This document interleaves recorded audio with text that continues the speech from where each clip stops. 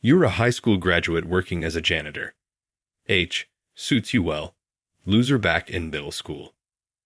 There was this classmate who seemed to have it out for me, no matter what. She was a smart girl who even served as a class representative, but she always kept to herself. This girl really disliked me and would pick on me at every opportunity. I had no idea why, but after I pointed something out to her, she completely turned against me. We went our separate ways after high school and lost touch, but I never imagined we'd run into each other at company. Her attitude towards me hadn't changed a bit since middle school. She still looked down on me. "Crawling on the floor and cleaning is just right for you," she said with a mocking laugh in response. My secretary tore up her resume right in front of her. "Leave right now. Did you come to the interview here without knowing anything? My name is Alexander." Pretty cool and old-fashioned, right?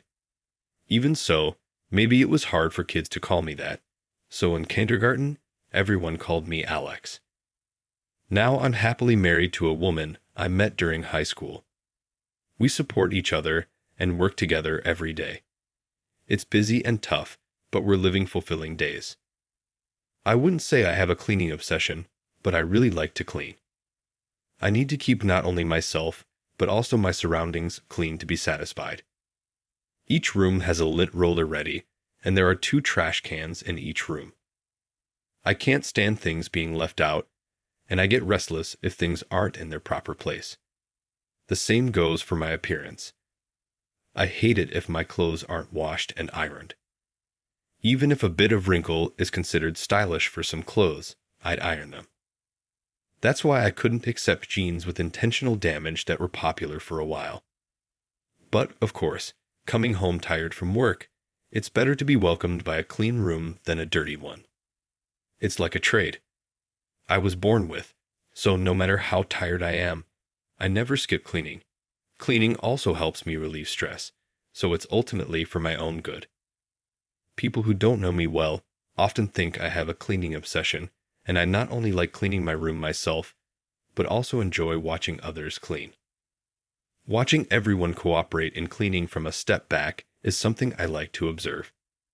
Many people struggle with cleaning and tidying up. That's why observing someone who can move efficiently feels like I can learn about their strengths in areas I wouldn't know from their regular work. I like discovering these unseen aspects through cleaning. My wife Charlotte has a strict personality when it comes to manners and etiquette. As a matter of course, I've always said I'm off, and I'm home even when I was living alone. But the most stringent aspect was the attitude towards others. No matter the circumstances, I would never forgive someone who belittles others or hurled insults in front of a third party.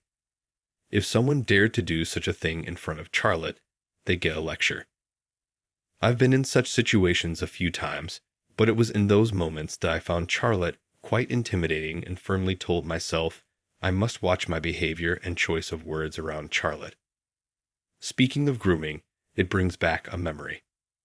This was back when I was in middle school. I believe everyone has their own values, but there was one classmate who was awkwardly trying to connect with me. This classmate was a girl named Sophia, who served as the class representative at the time. Sophia was one of the top students in our class. Apparently, both of her parents had attended and graduated from top universities, and it seemed like academic excellence ran in her family. Maybe that's why she was raised with the mindset that being the best was the norm. She always kept people at a distance, winning was expected, and she believed she always had to be on top, leading and giving orders. This belief was as natural to her as breathing. Even though I thought it was a twisted view, I didn't say anything since she seemed okay with it, especially since Sophia was solely focused on her studies, and I was the one who always competed with her for the top spot in our grade. Perhaps because my parents were also academically inclined, I had always had a good memory since I was young. I studied for tests, but if I paid attention during regular classes, I didn't need to cram to score well. I wouldn't say this out loud, though, to avoid sounding boastful. But for me, preparing for tests was just a review. For Sophia, it must have been frustrating not to be the clear number one in her eyes. I was nothing but an obstacle. I had no intention of competing with Sophia, but by our third year in middle school, she started to make snarky remarks every time she outperformed me. "Oh, Alexander, did you have an off day this time?" I was feeling a bit under the weather on the test day and thought I wouldn't make it to the top. "Was it difficult for you?" She implied that she was clearly at the top of the class and laughed, saying, "Oh, you didn't understand such an easy question. Are you sure you're reviewing properly, Alexander?" While Sophia's grades were indeed excellent, her social skills and grooming left much to be desired. The girls around us were starting to take an interest in fashion and made efforts to look cute within the school rules, but Sophia's interests were solely academic with no concern for fashion. She had the classic nerdy look with braided pigtails and thick glasses, but nobody dared to point this out to her. Although Sophia was a top student, her condescending attitude meant she had no friends. She didn't seem to care, though, and spent her breaks reading alone at her desk. Among the girls starting to embrace fashion, she stood out for not fitting in. Among the boys, she was referred to behind her back as a nerdy girl. One day, thinking I was doing her a favor, I decided to give her some advice. "Sophia, aren't you interested in fashion, You know, like trying contacts or changing your hairstyle." Just removing her glasses could change her impression, and if contacts were too scary, switching to more fashionable glasses could still transform her look. And her hairstyle could use a change too. Letting down her braids for a ponytail or even cutting it to a bob could make a big difference. I thought even trimming her bangs could make her face appear brighter. Maybe you make some friends then. "Shut up." Sophia suddenly became furious at my suggestion. She stood up abruptly, throwing a book at me. "I don't need to hear that from you. I was just trying to help. That's called meddling." "None of your business. What's it to you anyway? Looks are subjective. I like my glasses and hairstyle as they are. Just leave me alone." Sophia's loud retort drew the attention of the entire class, and from that point on, she looked at me even more critically than before. Even though Sophia glared at me until graduation, I endured it, thinking that our association would end with middle school. Anyway, naturally, Sophia's path was to attend a prestigious school. She might have been influenced by the expectations of those around her and her parents. On the other hand, I chose a regular public high school. When Sophia found out, she came up to my desk, puffing her chest out in triumph. "Alexander, I hear you're going to a public high school." "Yeah, so what?" "It's a shame. I thought I could compete with you here as well. I'm going to the top school in the county, so we might not see each other again." I truly hope so, from the bottom of my heart. Continuing to face such an attitude in high school would probably drive me to the brink of stress. I've always been someone with little desire for competition. I don't cling to material things, and I can easily give up something if it means competing with someone else for it. Besides, attending a prestigious school would likely require a lot of money. My family is just an average middle-class household. Both my parents are intelligent, but they've never been interested in climbing the corporate ladder, believing that a balanced life without excess is best. So we've always lived modestly. That's why I chose a school that was convenient and affordable. There's no shame in it. Since the school's academic level was average, it was also at this high school that I met Charlotte, who would become my wife. Therefore, I can confidently say that my choice was the right one. My meeting with Charlotte started with me falling for her at first sight. She was straightforward, disliking dishonesty, and had a no-nonsense personality which seemed to put off some students. But more than that, she was surrounded by many female friends. Charlotte was serious, but also knew how to blend in with those around her like a typical high school girl. She wore makeup within the school rules and matched accessories with her friends. I secretly admired Charlotte from afar. We were in different classes, our electives and committees were also different, so I wanted to find a way to connect. But there were no opportunities for interaction. I was almost ready to give up, but it seems that fate was on my side. By chance, I ended up working at the same part-time job as Charlotte, which was introduced to me by a senior. The job was at a small bookstore. Charlotte worked the counter while I handled stocking new books, weekly magazines, and journals. The weight of the magazines could be quite heavy in large numbers. I was prepared for the physical demand, but by the time I finished, my back and arms ached terribly. During a break, I found myself massaging my back in the storeroom. Embarrassingly, this turned out to be the first chance for Charlotte and me to converse. "Huh, you look beat. Good job, Alexander." "Thanks. We're from the same high school, right?" You know about me." I was thrilled, and my heart raced at the thought that she knew me. I wasn't a standout like Charlotte, so I assumed I was unnoticed. I was even prepared to graduate without ever being recognized by her. Because it's a cool name.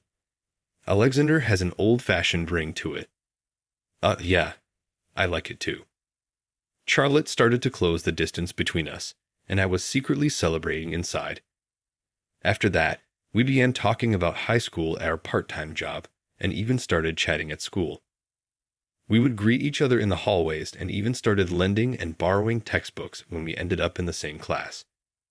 As we moved up the grades, we would often engage in lively conversations in the classroom.